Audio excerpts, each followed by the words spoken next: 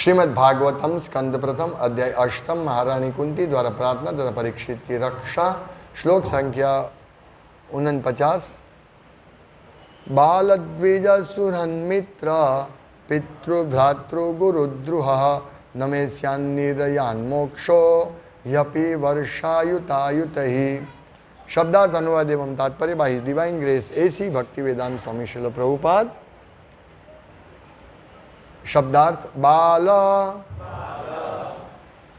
लड़के, द्विज माइक कैसे करो स्पीकर, 2 बार जन्म लेने वाले,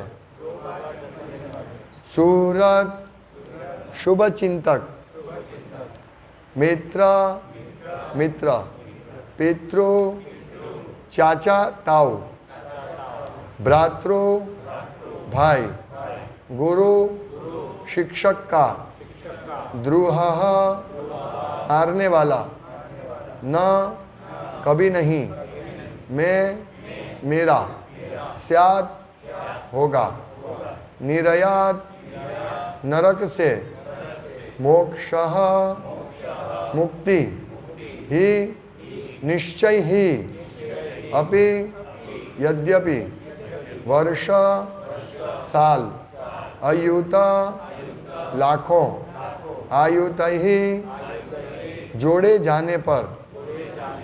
अनुवाद।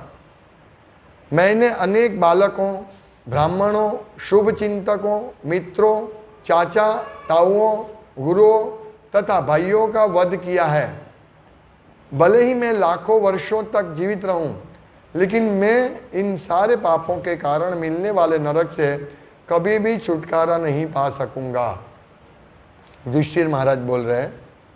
तात्पर्य, जब भी युद्ध होता है तब अनेक निर्दोष प्राणी यथा बालक, ब्राह्मण, स्त्रियां, जिनका वध सर्वाधिक पापपूर्ण माना गया है, वे भी सारे मारे जाते हैं। ये सब निर्दोष प्राणी हैं और समस्त परिस्थितियों में इनका वध शास्त्रों द्वारा वर्जित है। महाराज युधिष्ठिर को इस सामूहिक संहार का पता था। इसी प्रकार दोनों ही दलों में मित्र, चाचा, ताऊ तथा शिक्षक थे और वे सभी मारे गए। उनके लिए ऐसे नर संहार का सोचना ही भयावह लगता था। अतएव वे लाखों करोड़ों वर्षों तक नरक में पड़े रहने का विचार कर रहे थे। तो हम श्रीमद् भागवतम की कथा में आगे बढ़ रहे हैं। पिछले हफ्ते पिछले श्लोकों में हमने कुंती महारानी की अद्भुत प्रार्थनाएं सुनी और आप सब लोग भी भागवतम पढ़िए और ये सब दिव्य अमृत का आस्वादन लीजिए।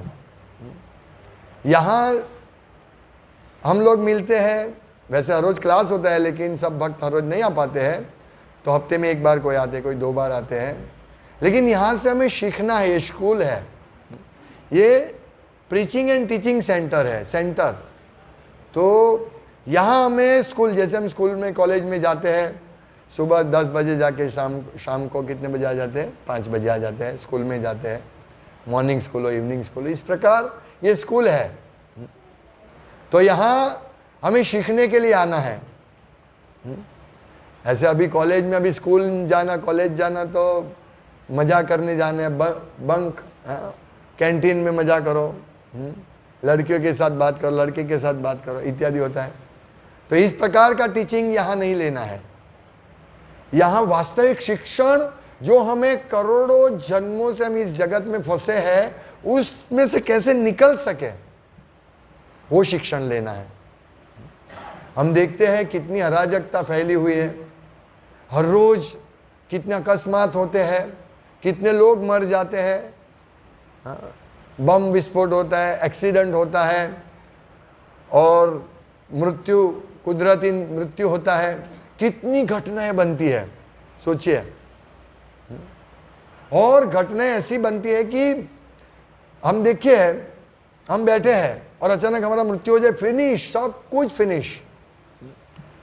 हम जो भी कमाते हैं, जो भी कमाए, हमारे पास जो भी संपत्ति है, हमारे मृत्यु के बाद सब फिनिश। मैं बहुत बड़ा करोड़पति हूँ, हाँ, पूरा मेरा सब फैक्ट्रीज है, बहुत सारे लोग मेरे अंडर में हैं, मैं एक चुटकी बजाता हूँ, हजारों लोग उसका ये हो जाते हैं। लेकिन अगर मुझे कैंसर हो गया 3rd स्टेज का, क्या होगा? सब ब्लैक एंड व्हाइट हो जाएगा, colour TV black and white हो जाएगा, है ना? इतना सब है, मैं तो अभी मरने वाला हूं, पूरा जीवन का उद्देश्य फिनिश। तो ऐसी पोजीशन नहीं होनी चाहिए कि हमारा अचानक मृत्यु आ जाए, हमें मृत्यु की तैयारी करने का समय नहीं मिला और हमारा मृत्यु आ जाए। हमें बोल दिया जाए अभी आप सिर्फ 1 हफ्ता जो भी करने हो कर लो, खाना पीना जो भी खाना पीना है अभी ये ज़्यादा नहीं रहेंगे, ऐसा हमारे पास आ जाए तो क्या करेंगे हम? स्कूल में कॉलेज में पढ़ते हैं, अचानक डिक्लेयर हो जाए कि 2 दिन के बाद तुम्हारी एग्जाम है, क्या होगा? अंदर तो पढ़ाई नहीं है ना?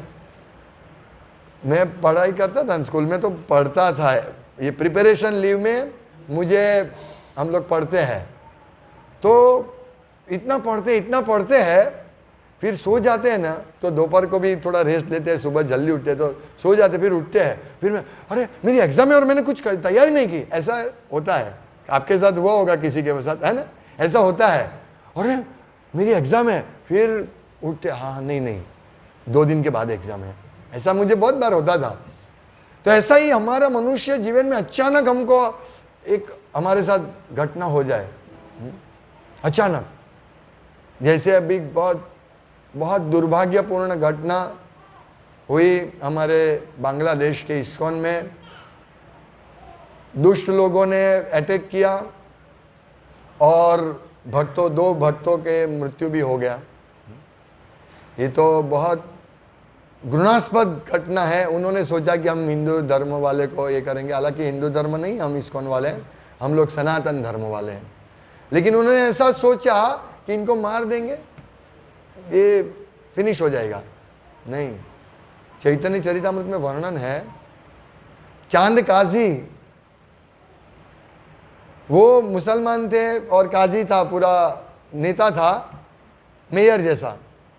तो भक्त लोग संकीर्तन करते थे। उस टाइम मुसलमान का राज्य था बंगाल में, भगवान चैतन्य महाप्रभु के समय की बात है।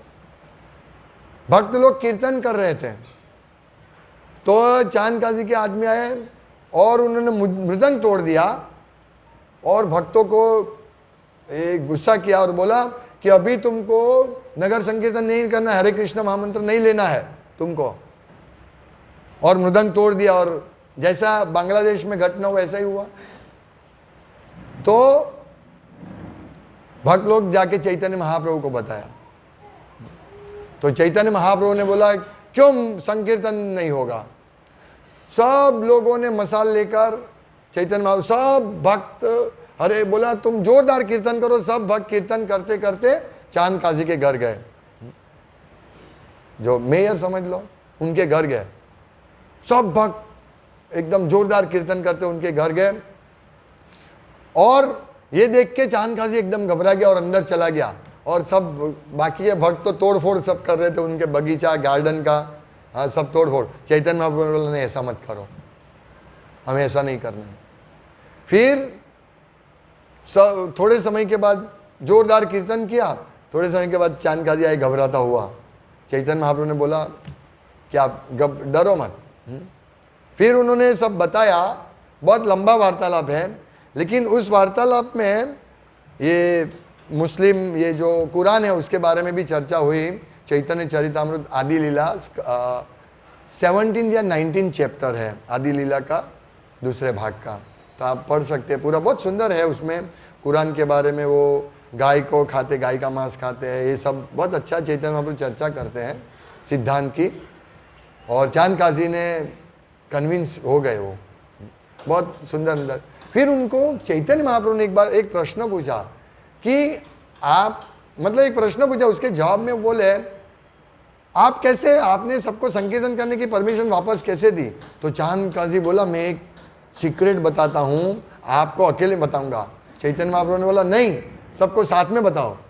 तो बोला जब संकीर्तन मृदंग तोड़ के जब ये घटना हुई, मैंने संकीर्तन का ना बोला, तो रात को मुझे एक व्यक्ति आया सिंह जैसा और मेरे ऊपर चढ़ गया और बोला तुमने ये जो मृदंग तोड़ा और संकीर्तन का ना बोल दिया ना, अगर दूसरी बार किया ना तो मैं तुमको जिंदा मार दूंगा। और उन्होंने मुझे इतना दबाया, पूरा ब्रह्मांड का भार मेरे पर लग रहा है। और फिर उन्होंने बताया, नाखून का निशान बताया कि देखो ये हुआ है, ऐसा उन्होंने निशान बताया। चैतन्य चरितामृत में वर्णन है।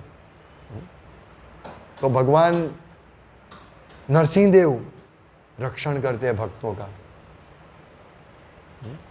तो ये जिन्होंने भी ये किया और प्रभुपाद का श्री विग्रह को जला दिया, वो सोचते हैं मूर्ति है, वो साक्षात प्रभुपाद है। यहाँ फोटो है, हम सोचते हैं फोटो है, नहीं, साक्षात प्रभुपाद यहाँ उपस्थित है। भगवान सर्वशक्तिमान है, उसी प्रकार भगवान की कृपा से उनके भक्त भी सर्वशक्तिमान होते हैं। और हम कोई पुतला पूजा, फोटो की पूजा नहीं कर रहे कि कोई ऐसा फोटो रख दिया, ये साक्षात भगवान है। हालांकि हम राधा कृष्ण का मूर्ति जैसे इसलिए नहीं करते कि हम अभी योग्य नहीं है। हमारे पास 10 ब्राह्मण दीक्षित भक्त होने चाहिए, ब्राह्मण दीक्षित भक्त, तब जाके हम भगवान की अच्छी तरह पूजा कर सकते, 7 आरती कर सकते हैं। मंगला से लेकर रात सुबह 3:30 बजे से लेकर रात को 10 बजे तक भगवान की सेवा करनी पड़ती है। इसीलिए हम अभी योग्य नहीं, लेकिन योग्यता प्राप्त करेंगे तो ये भी करेंगे। लेकिन किसी को भी ऐसा नहीं समझना चाहिए ये फोटो भिन्न है, भगवान से भिन्न है, नहीं। ध्रुव महाराज के श्रीमद् भागवतम में ध्रुव महाराज के आख्यान में ये बताया गया है कि भगवान के विग्रह अलग अलग प्रकार के होते हैं। जैसे रेती से बनाया हुआ विग्रह की अभी सेवा कर सकते हैं, वो भी भगवान है। चित्र से, कलर से, यानी ये हम जो अभी सेवा कर रहे हैं वो भी साक्षात भगवान है। फिर माटी ना बनावाई, धातु ना बनावाई અને લાકડાના, આ રીતે અનેક રીતે છે। तो इस प्रकार अभिन्न है भगवान। तो नरसिंह देव भगवान साक्षात है। तो लोग सोचते हैं कि ये सब क्या कर रहे हैं, ये उत्पात कर रहे हैं, लेकिन उनको मालूम नहीं है कि हम पूरे विश्व में शांति फैले और लोगों को परमानेंट शांति, हम छोटी शांति के लिए नहीं, ओम शांति, हम ऐसा नहीं है। हमको हमारे करोड़ों जन्मों में हम दुख भुगत रहे, वो शांति के लिए ये इस्कॉन का सेंटर है, जो बांग्लादेश में या विश्व में जहाँ भी हमारे सेंटर है, वो लोगों को शांत बनाने के लिए, लोगों का कल्याण करने के लिए है। हमको हिंदू मुस्लिम, हम हिंदू है, मुसलमान को मारो, नहीं। आप मुसलमान है कोई बात नहीं, आप अल्लाह का नाम दो, अल्लाह का जो अधिकृत नाम है उसका जप कीजिए, हमें कोई दिक्कत नहीं। हमारा एक ही प्रचार है कि भगवान का नाम का जप करो, हरे नाम हरे नाम हरे नाम एवं केवल, बस यही जप करो। तो ये जो घृणास्पद कार्य किया है, ये बहुत ही उनके जीवन के लिए बहुत ही, भगवान कहते हैं भगवत गीता में कि ऐसे असुर लोगों को मैं जन्मों जन्म असुर योनि में डालते रहता हूँ, वो कभी भी मुझे प्राप्त नहीं करेंगे। हाँ? ये असुरों का काम है। जो व्यक्ति अभी कोई निर्दोष है तो उसको छूने से क्या, उसको क्या फायदा होगा? ईर्ष्या से, कितनी बड़ी ईर्ष्या, ये बहुत बड़ा गंभीर परिणाम आएगा। क्योंकि एक ब्राह्मण को मारना बहुत बड़ा पाप है। और जब वैष्णव होता है तो उसकी मतलब करोड़ों, गो ब्राह्मण हिताय च, भगवान का नाम है, गाय और ब्राह्मण का रक्षक है, और वैष्णव ब्राह्मण होता है, वैष्णव ब्राह्मण होता है। तो इनका वध करने से वो क्या संदेश दिया उन्होंने, किसको अच्छा संदेश दिया? हा? किसी को मारने से क्या संदेश मिला? बहुत गलत कार्य किया। अभी देखिए, वो लोग प्रश्न कर सकते हैं, वो लोग और भी, कि यहाँ युधिष्ठिर महाराज भी शोक कर रहे हैं। क्या शोक कर रहे हैं? कुरुक्षेत्र के युद्ध की बात है। वो बोलते हैं युधिष्ठिर महाराज कि मैंने अनेक बालकों, ब्राह्मणों, शुभ चिंतकों, मित्रों, चाचा, ताऊओं, गुरुओं तथा भाइयों का वध किया है, यानी उनकी वजह से ये वध हुआ, उनको राजगद्दी पे बिठाने के लिए, उनको राजा बनाने के लिए सब वध हुआ। भले ही मैं लाखों वर्षों तक जीवित रहूं, लेकिन मैं इन सारे पापों के कारण मिलने वाले नरक से कभी भी छुटकारा नहीं पा सकूंगा। तो उन्होंने भी वध किया। हा? वो लोग बोल सकते हैं कि भाई हमने भी इनको मारा, कृष्ण ने या युधिष्ठिर महाराज या पांडवों ने, अर्जुन ने, लाखों लोगों को 64 लाख 64 करोड़ लोगों को मार दिया। हाँ, ये है। लेकिन यहां प्रश्न आते धर्म और अधर्म का। युद्ध होना जरूरी है। जैसे एक आदमी को पकड़ के ले जा रही है पुलिस, उसको जेल में डाल रही है, जज इसको सजा कर रहे हैं आजीवन कारावास। आजीवन कारावास का सजा दे दिया जज ने, या उसको फांसी पे चढ़ा दिया जज ने, फांसी। एक व्यक्ति ने गोली मार दिया किसी दूसरे को, तो जो गोली मारता है कि भाई मैंने, ये आदमी खराब है तो उसको मैंने गोली मार दिया, तो ये आदमी खराब था, मैंने गोली मार दिया। तो देखो जज ने भी उसको फांसी की सजा दे दी ना, तो मैंने भी निर्णय कर लिया। नहीं, ऐसे नहीं चलेगा, अपना निर्णय नहीं चलेगा। जज ने संविधान के अनुसार, कायदा के अनुसार, कायदे की लॉ बुक के अनुसार उन्होंने सजा दी है। इसको वो माफी, उसको सजा नहीं मिलेगी, उसको रिवॉर्ड मिलेगा, जज को उसको पगार मिलेगा। हाँ, कि तुमने अच्छा जजमेंट दिया है ना। और मैंने किसी को मार दिया तो मुझे पगार नहीं मिलेगा, मुझे जेल में जाना पड़ेगा, मुझे फांसी हो सकती है। तो ये बात है। तो यहाँ युधिष्ठिर महाराज ने के लिए जो हत्या हुई वो भगवान की इच्छा थी और धार्मिक थी। वो धार्मिक, जैसे यहाँ पुलिस डिपार्टमेंट है, तो पुलिस डिपार्टमेंट है लोगों को सजा देने के लिए, और कल्याण डिपार्टमेंट भी है अच्छे लोगों को रिवॉर्ड देने के लिए।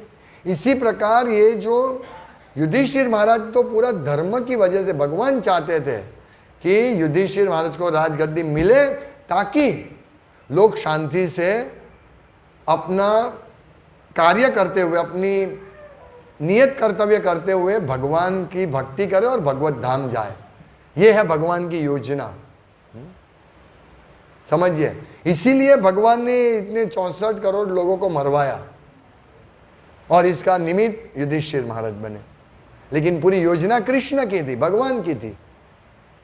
भगवान भगवत गीता में कहते हैं ना, परित्राणाय साधूनाम विनाशाय च दुष्कृताम धर्म संस्थापनार्थाय संभवामि युगे युगे। तो कृष्ण भगवान आते हैं हर एक युग में धर्म की स्थापना करने के लिए। भगवान बुद्ध आए, एक बड़ा अलग विषय है। फिर कल्कि भगवान आएंगे धर्म की स्थापना करने के लिए, विनाशाय च दुष्कृताम। तो कल्कि भगवान आएंगे तो कोई पुण्यशाली रहेगा ही नहीं, वो सबको गला काट देंगे। कल्कि भगवान अभी आएंगे 4,27,000 साल के बाद। कोई देखना नहीं कौन भक्त है, होगा ही नहीं, भक्त होगा ही नहीं। भक्त सब चले जाएंगे भगवत धाम, भक्त नहीं होगा। फिर 10,000 साल तक भक्त रहेंगे, उसके बाद कोई भक्त नहीं होगा। कल बाकी के अभी 4,27,000 साल है, 9,500 साल तक भक्त रहेंगे या भक्ति कर सकते हैं। लेकिन अगर मौका मिला तो कहने का तात्पर्य है कि ये जो कलयुग है, मतलब अभी जो हमारे पास ये मौका मिला है मनुष्य जीवन का, तो उसमें ये सब घृणास्पद कार्य नहीं करना है, भगवान की भक्ति करनी है। कब मेरा परीक्षा आ जाए, मृत्यु में परीक्षा होती है, और मृत्यु है पूरा आत्मा एक शरीर से दूसरे शरीर में चला जाता है। कितना बड़ा घटना होता है, कितना बड़ा। ये कोई साधारण घटना नहीं है। मैंने बहुत सुंदर कपड़ा पहना है, बहुत सुंदर, और फट गया, कुछ लग गया तो फट गया, तो फट गया। बहुत सुंदर कपड़ा, साड़ी पहनी है लेडीज ने 50,000 की साड़ी, और उसके ऊपर दाग लग गया, 50,000 की साड़ी फिनिश, है ना। ऐसे है, फट जाता है, कुछ भी घटना हो जाती है, फट जाएगा तो क्या होगा। इसी प्रकार हमारा महामूल्य मनुष्य जीवन चला जाएगा, फट जाएगा, दागा हो जाएगा, फिनिश, चेंज करना पड़ेगा इसको। इतना अब जो रुपया का भी वैल्यू देने से नहीं मिलेगा ये मनुष्य जीवन। चाणक्य पंडित कहते हैं ना कि करोड़ों सोना मोहर देने के बावजूद भी हमारे जीवन की एक पल नहीं वापस आ सकती। आज तारीख है 17 अक्टूबर 2021, समय है 3:35 और 35 सेकंड। अभी नहीं आएगी, फिनिश। 7:35 43 सेकंड खत्म। 10 सेकंड हो गई, चला गया। अभी वो नहीं आएगा। करोड़ों में रुपया दूंगा, नहीं आएगा। सब लोग चाहते जुवानी आ जाए वापस, मैं भी युवान बन जाऊं और पूरा युवानों की तरह नाचूं। नहीं आएगा ये समय, फिनिश। अभी पछताना पड़ता है हमको कि युवानी में हम लोग ज्यादा भक्ति कर लेते तो। फिर भी अभी हमारे पास समय है। अगर हमने ऐसा सोचा तो भी समझिए हम भाग्यशाली है कि कपड़ा फट जाएगा, बहुत जल्दी फट जाएगा, जल्दी या थोड़ा समय लगेगा। ब्रह्मा जी के आगे तो कुछ नहीं है, कुछ नहीं है हमारा। देवताओं के आगे कुछ नहीं है हमारा जीवन। देवता का एक दिन, हमारा 6 महीना, कुछ नहीं है हमारा। तो इसीलिए हमें ये तैयारी करना। युधिष्ठिर महाराज शोक कर रहे हैं।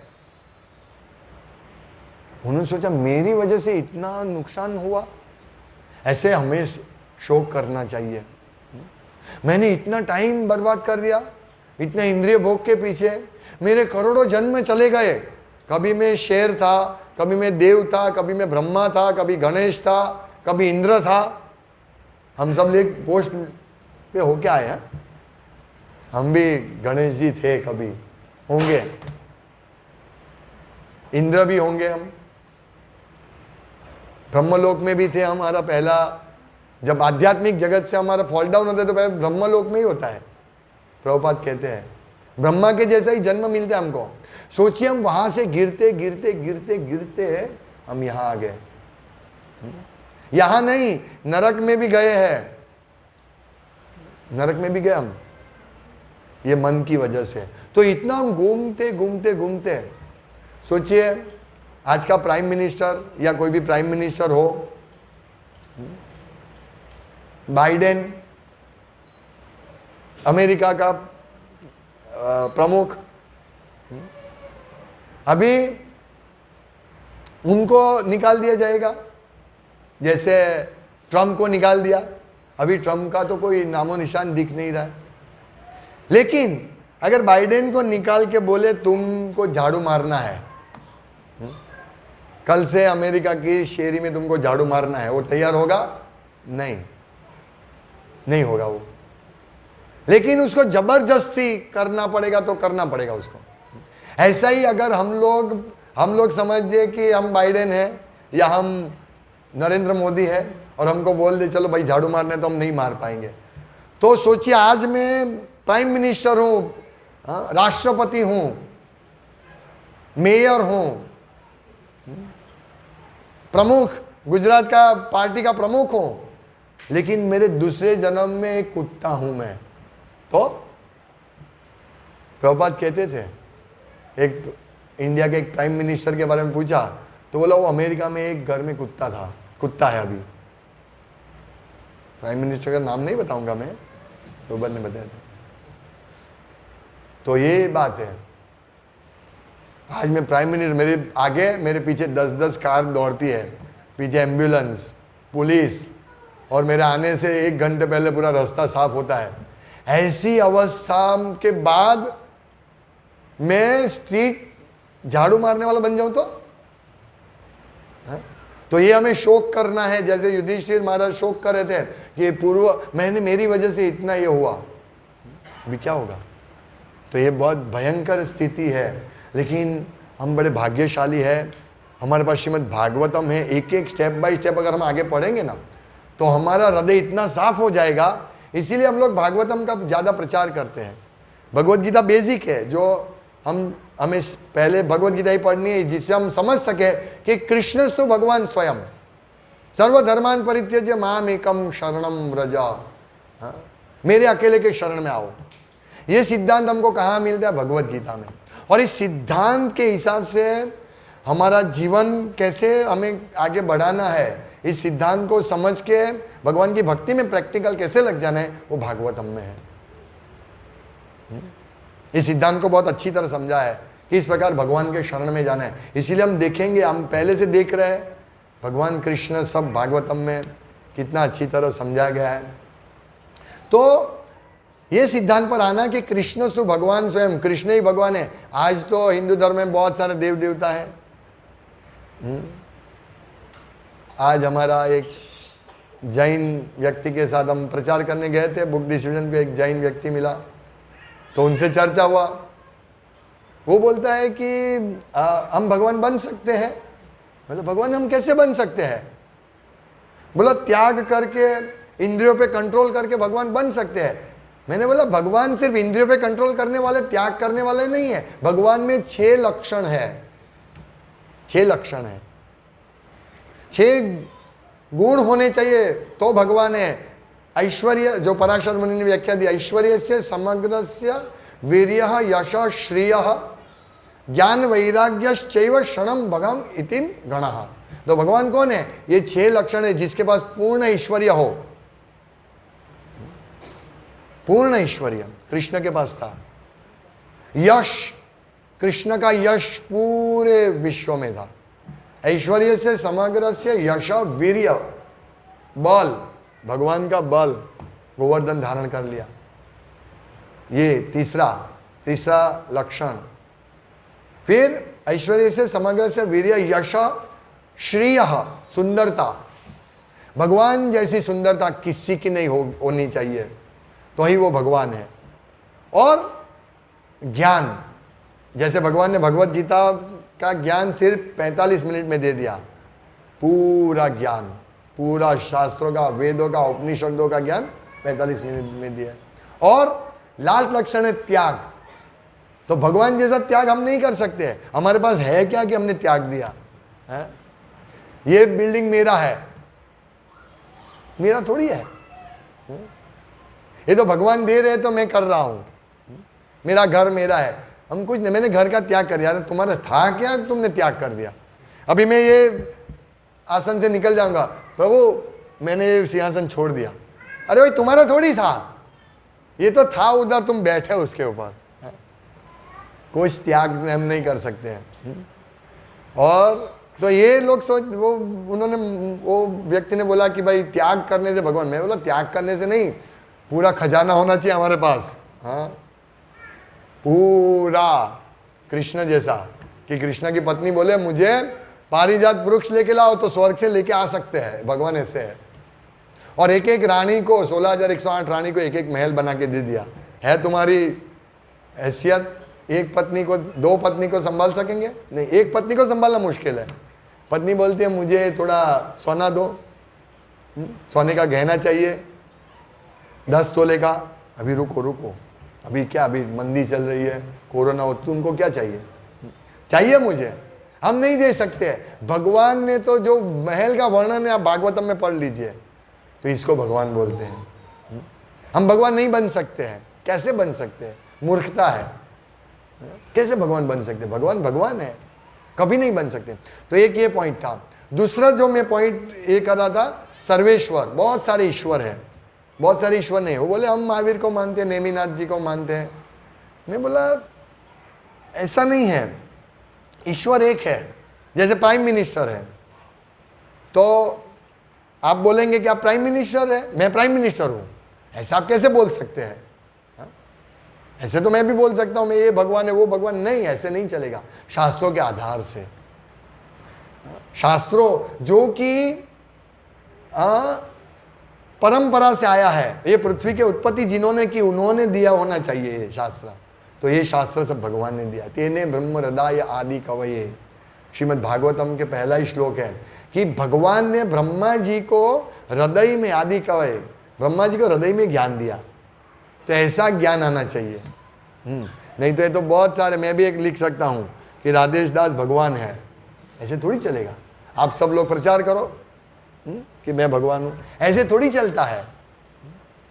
ये ऐसे बहुत सारे भगवान हो जाएंगे, ये दूसरी भ्रांत धारणा, गलत फहमी कि सब भगवान है।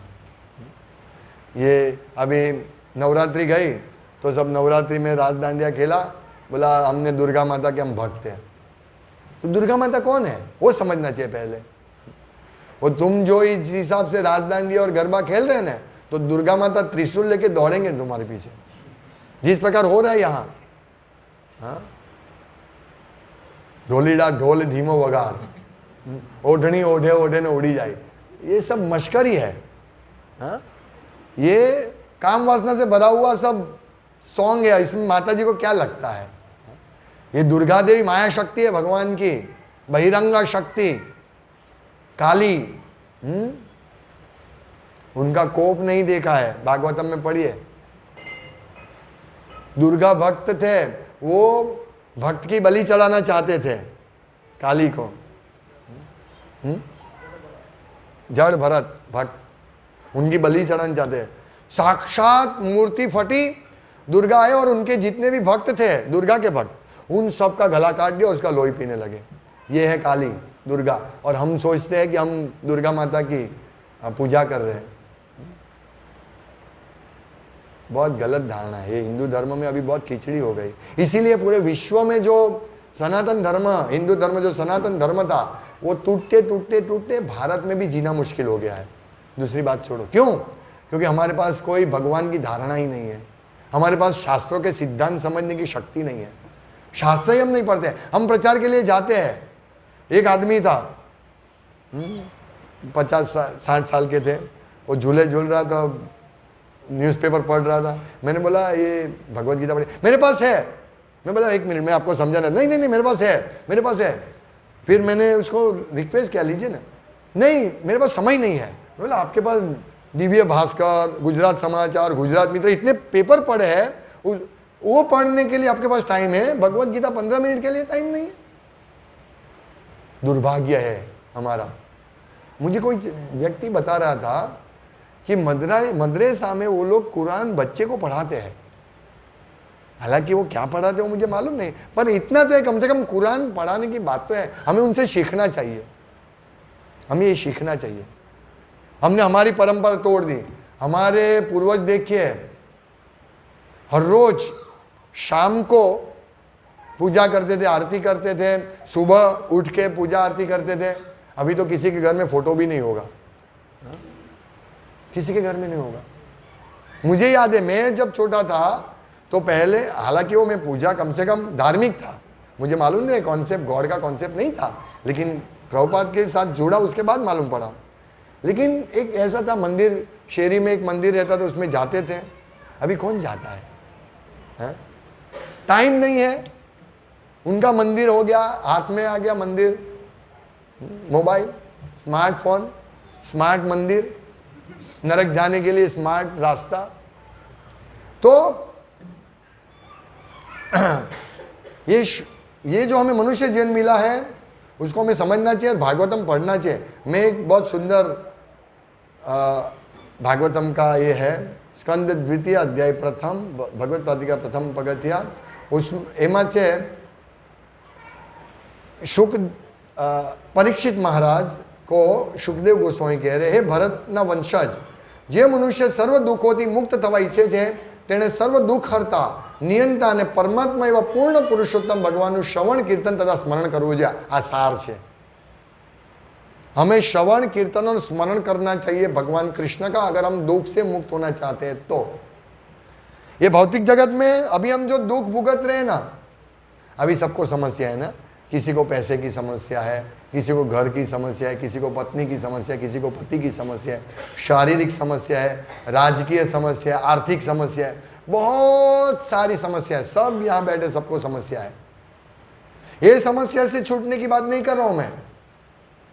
यहाँ ये जो समस्या है, जो मनुष्य सर्व दुखों मुक्त थवा ઈચ્છે છે, तो कौन से दुख?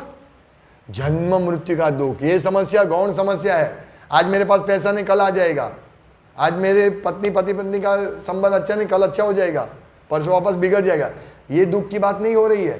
हमें तो ऐसा दुख का इलाज लेना है हम करोड़ों जन्मों से हम लोग इस जगत में फंसे हैं, ये दुख से निकलने की बात है। तो उसको क्या करना चाहिए? श्रवण, कीर्तन और स्मरण किसका? पूर्ण पुरुषोत्तम परमेश्वर, दुख हरता, सभी जगत के नियंता, उसके शरण में जाना चाहिए। जिनके शरण में शिव ब्रह्मा जी जिनकी स्तुति करते हैं, दुर्गा माता जिनके सामने भी आने से आते नहीं है, माया देव भगवान के पीछे रहते हैं, उनका शरण हमको, कृष्ण का शरण करना चाहिए। अगर हम ये समझेंगे तो हम पूरे विश्व को जीत लेंगे। हम पूरे विश्व को जीत लेंगे अगर ये समझ गए तो। और प्रभुपाद चाहते थे इसका प्रचार हो, इसीलिए हम सबको ये सिद्धांत समझना है कि कृष्ण भगवान है और क्यों कृष्ण भगवान है। ऐसा नहीं हम इस्कॉन वाले हैं इसीलिए हम कृष्ण को मानते हैं, फिर कल मैं साईं बाबा का मंदिर चला जाऊंगा, फिर मैं साईं बाबा को, ऐसा नहीं। हमें समझना है। जैसे हम कभी कभी प्रचार के लिए जाते तो बहुत लोग, हम वैष्णव हैं। ओ क्या वैष्णव है? तो आपको मालूम है वैष्णव यानी क्या? वैष्णव यानी विष्णु का भक्त। तो आपको मालूम होना चाहिए कि कृष्ण या विष्णु कौन है, कैसे वो भगवान है। ऐसे नहीं मैं वैष्णव इसलिए मैं विष्णु का उपासना करता हूं, तुम साईं बाबा की उपासना करो, मुझे कोई तकलीफ नहीं। नहीं, कृष्ण ही भगवान है, विष्णु ही भगवान है, राम ही भगवान है। ये हमें सिद्धांत समझना है और लोगों को तक पहुंचाना है। इसीलिए यहाँ सुखदेव गोस्वामी कहते हैं कि दुख हरता, नियंता और परमात्मा ऐसे पूर्ण पुरुषोत्तम भगवान का श्रवण, कीर्तन तथा स्मरण करना चाहिए। यही सभी शास्त्रों का सार है। श्रीमद् भागवतम भी फिनिश होता है यही श्लोक से कि जिनका शरण ग्रहण करने से सर्व पाप प्रणश्यति। मैं श्लोक भूल गया हूं, भागवतम के 12वें, प्रणाम करने से सब पाप प्रणश्यति, और जिनका नाम लेने से सब दुख निकल जाते हैं, वो भगवान का कीर्तन हम करते हैं। बहुत सुंदर श्लोक है, किसी के पास है तो निकालिए, मैं भूल गया हूं। भागवतम एनीवे, तो हमें ये करना है, भागवतम का अंतिम सार, अंतिम श्लोक भगवान का नाम का श्रवण कीर्तन करना है। और युधिष्ठिर महाराज को बहुत ऊंचे उद्देश्य से भगवान ने उनको मोह में डाला। वो सोच रहे मेरी वजह से हुआ है। तो हम आगे देखेंगे, हर रोज यहाँ क्लास होता है। अभी लेडीज़ मीटिंग है, इसीलिए मैं अभी यहाँ क्लास को विराम करता हूँ 15 आधे घंटे के लिए। प्रभु जी प्रसाद ले लेंगे। हाँ, बहुत सुंदर श्लोक है। नाम संकीर्तन यस्य सर्व पाप प्रणाशनम।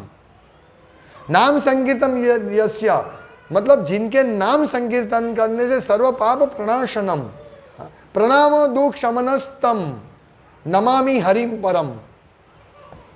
इस हरि को मैं प्रणाम करता हूं जिनके नाम संकीर्तन करने से सब पाप नाश होते हैं और प्रणाम करने से सब दुख नाश हो जाता है। तो हमारे से कितना भी दुख हो गया, कितना भी पाप हो गया, बस हरि के शरण में जाओ। हरि, नमामि हरिम परम, और इनको मैं नमस्कार करना हूं। मैं उन भगवान हरि को सादर नमस्कार करता हूं जिनके पवित्र नामों का सामूहिक कीर्तन सारे पापों को नष्ट करता है। इसीलिए हम लोग कीर्तन करते हैं।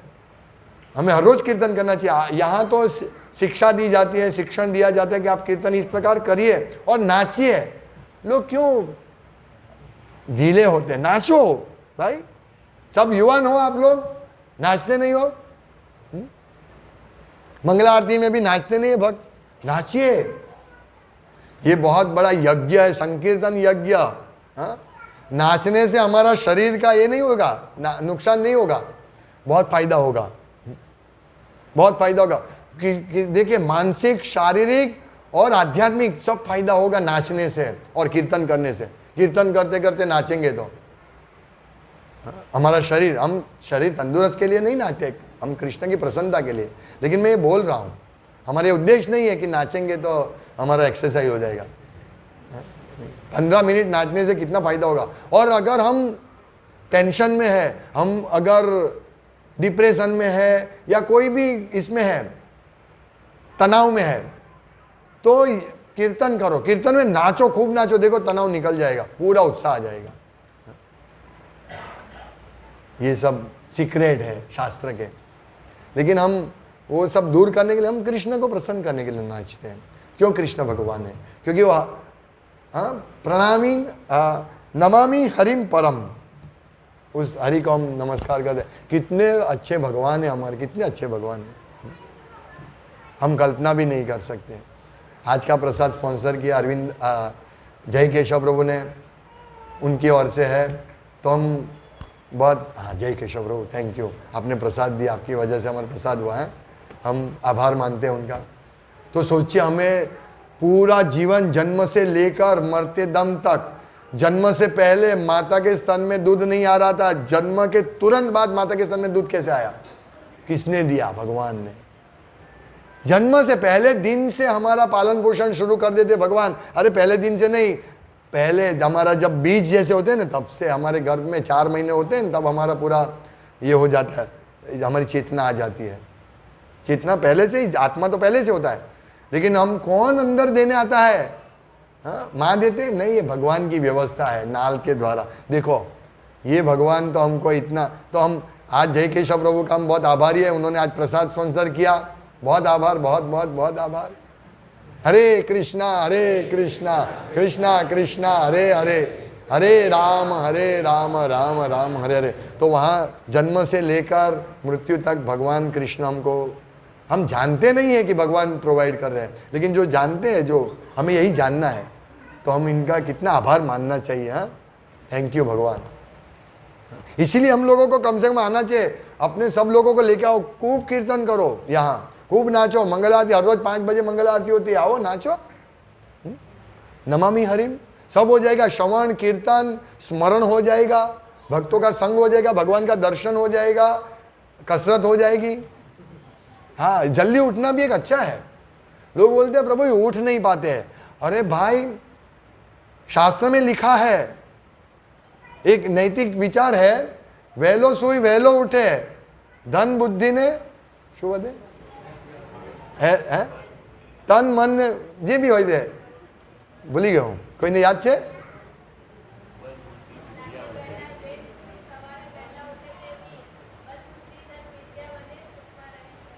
सुखमा रहे शरीर, हमको सुखी तो चाहिए।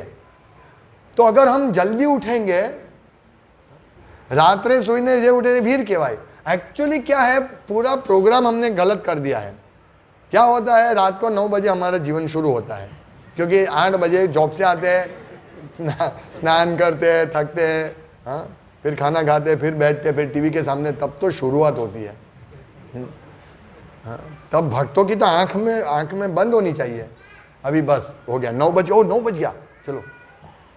हम लोग एक बार वापी में थे, तो 8 बजे महाराज को बोला कि महाराज 8:30 बजे भक्त आने वाले मिलने के लिए। ओह इतना लेट? तो फिर भक्त 8:45 बजे आए, तो महाराज सो के उठ के आए बाहर 8:45 बजे रात को। तो हमें भी सो जाना चाहिए। कभी भक्तों का, एक बार तो एक भक्त का 10 बजे 10:30 बजे फोन आया, प्रभु जाग रहे, तो जागेंगे थोड़ी है टाइम पे। 10:30 बजे तुम फोन करते हो, कैसे जागते हैं? तो इसलिए जल्दी सो जाओ। देखो हमें प्लानिंग करना है इस जगत के हिसाब से नहीं, भगवान के हिसाब से प्लानिंग करना है। और भगवान जो आज्ञा देते, जो भगवान के हिसाब से प्लानिंग करे, उसमें सुख ही सुख है। आप पूछ लीजिए, जो भक्त मंगल आरती में आते हैं उनको कितना सुख मिलता है, तभी तो आते हैं ना। हाँ, जो सोते हैं तो क्या है, क्या सुख है उसमें? सोने में कुछ सुख नहीं है। अभी मथुरा प्रभु, वो बोला प्रभु पिताजी मुझे 4-5 बार, अभी बीमार है, तो बोला 4-5 बार मुझे रात को उठ के वॉशरूम जाना पड़ता है।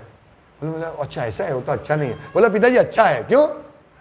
क्योंकि मैं उठता हूँ, बाथरूम जाते फिर से तो 12 बजे, ओह अभी तो 12 बजा है, अभी तो 3 बजे उठते हो, 3 साढ़े 3 बजे, अभी 3.5 घंटा है मेरे पास सोने का। सुख है? तो ये हमको तो वो भी सुख नहीं मिलेगा ना। 8 बजे उठेंगे तो कुछ सुख नहीं है। जब हम 3 बजे उठेंगे तब मालूम पड़ेगा कि सोने का कितना बड़ा सुख है ना। 3 बजे उठना, 3:30 बजे उठना, उठ नहीं सकता हूँ, इससे अच्छा सोना। लेकिन जो 8 बजे उठते हो तो उसको सोने का सुख भी नहीं है ना। वो उठेगा, ओ टाइम हो गया, चलो भागो। वो सोचेगा ही नहीं कि मैं सोना कितना इंपॉर्टेंट है, सोने का।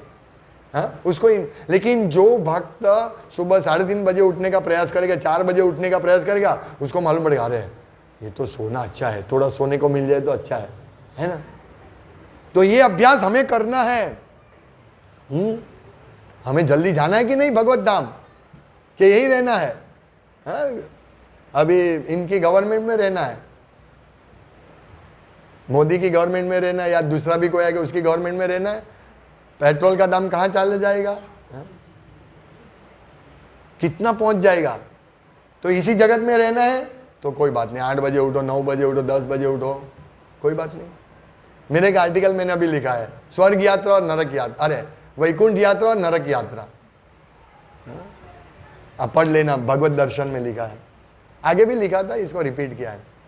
तो हमें क्या है, हमारे हाथ में है, वैकुंठ यात्रा करनी है, नरक की यात्रा करनी है। लेकिन वैकुंठ यात्रा के लिए शुरुआत में थोड़ा हैवी है। सत्वगुण शुरुआत में कठिन लगेगा, लेकिन उसका परिणाम बहुत अमृत होगा। यानी जल्दी उठना, भगवान की मंगल आरती करना, भगवान की भक्ति करना कठिन लगेगा। 16 माला करना, भागवतम पढ़ना, हर रविवार को सत्संग में बैठना 1 घंटा। प्रभुपाद प्रभु जी तो छोड़ते ही नहीं है, 8:01 हो गया, अभी बंद ही नहीं करते हैं। ठीक है, प्रसाद मिलेगा, ऐसे मतलब ये विष लगेगा। लेकिन जो भक्त धीरे धीरे धीरे करके रेगुलर आएगा तो फिर इसको ये अमृत लगेगा। फिर वो चौपाटी नहीं जाएगा, गार्डन में नहीं जाएगा, वो यहां आएगा, उसको बोलना नहीं पड़ेगा, क्योंकि वो अमृत का आस्वादन मिलेगा। लेकिन जो पहले चौपाटी जाता है और सत्संग में नहीं आएगा तो उसको अमृत का वो अमृत पहले लगेगा चौपाटी, फिर बाद में वो जहर है। ये भगवत गीता में है, भगवान तमोगुणी सुख का भगवान कह रहे, अरे रजोगुणी सुख, रजोगुणी और सत्वगुणी। तमोगुणी सुख तो सुख ही नहीं है, आरंभ में भी दुख और अंत में भी दुख, ऐसे कार्य। तो हमें भगवान की भक्ति करनी, जो शुरुआत में शायद थोड़ा दुख लगेगा, लेकिन जो भक्त है उनको पूछ लीजिए आप, 16 माला करते हैं, हो गया, रीडिंग हो गया, मंगल आरती हो गई, रिपोर्ट आता है अभी 2-4 भक्तों का, विष्णु का आता है बस, और नहीं आता है। मंगल आरती हाँ सुबह हो गया, 16 माला हो गया, प्रभुपाद लेक्चर हो गया, रीडिंग हो गया, कितना सुख मिलता है। ये भागवतम पढ़ते हैं, बड़ा सुख मिलता है। तो आप सब लोग भक्ति का प्रयास कीजिए, जल्दी उठने का, जल्दी सोने का करो तो जल्दी उठ जाएंगे। नियम बनाओ कुछ घर में। हरे कृष्णा, टाइम हो गया। श्रील प्रभुपाद की जय, श्रीमद् भागवतम की जय।